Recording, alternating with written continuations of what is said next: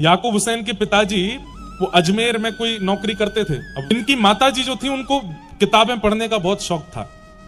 मुसलमान थी वो भी।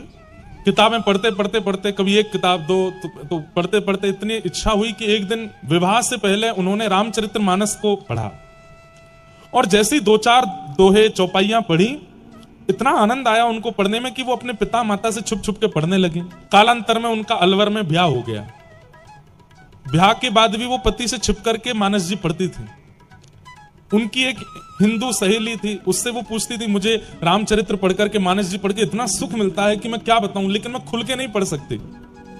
तो उनकी सहेली ने बताया, बोले अभी तो तूने तुलसीदास जी के द्वारा रचित मानस जी पढ़ी हैं, अगर तूने वाल्मीकि जी के द्वारा रचित रामायण कभी पढ़ ली तो तुझे इतना आनंद आएगा कि क्या बताएं। पर वो संस्कृत में है। तो याकूब हुसैन की माता जी को इतनी इच्छा हुई कि मैं कैसे पढ़ूं।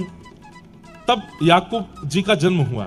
धीरे धीरे ये बड़े हुए, अलवर में डॉक्टरी की पढ़ाई कर रहे थे। ज्यादा पुरानी बात नहीं है। डॉक्टरी की पढ़ाई करते करते पिताजी की अजमेर में जॉब लग गई थी, वो वहां कहीं काम करते थे, ये यहाँ डॉक्टरी की पढ़ाई कर रहे थे। तो एक दिन इनकी माँ ने इनको बुलाया और कहा कि बेटा मेरा एक काम मैं तुमसे कह सकती हूँ, पिता से तो कभी कह नहीं पाई। बोले क्या बात है माँ? तुम पढ़ने लिखने में इतने होशियार हो, इतना जल्दी तुमको सब कुछ याद हो जाता है, मेरे लिए एक काम करोगे? बोले क्या? संस्कृत पढ़ लो और संस्कृत पढ़ करके तुम संस्कृत श्लोकों का अनुवाद करना सीख लो। बोले मां उसकी आवश्यकता क्यों है? बोले मुझे रामायण सुननी है, मुझे वाल्मीकि जी के द्वारा रचित रामायण का अनुवाद सुनना है, वो तुमसे ही सुनना और किसी से मैं सुन नहीं सकती। उन्होंने कहा मां ये तो बहुत अपराध है ना, हमारे कौम में तो ये अधिकार नहीं है। बोले इसीलिए तो छुप करके तुम पढ़ लो। अलवर के बड़े बड़े पंडितों के पास याकूब जी गए, लेकिन किसी ने भी उनको पढ़ाया नहीं। बोले अरे तुम मांस खाते हो, ऐसे ऐसे करते हो, हम कैसे पढ़ा दें? इन्होंने ये बात अपनी मां से जाके कही तो मां ने कहा तो बेटा तू एक काम कर, तू मांस छोड़ दे।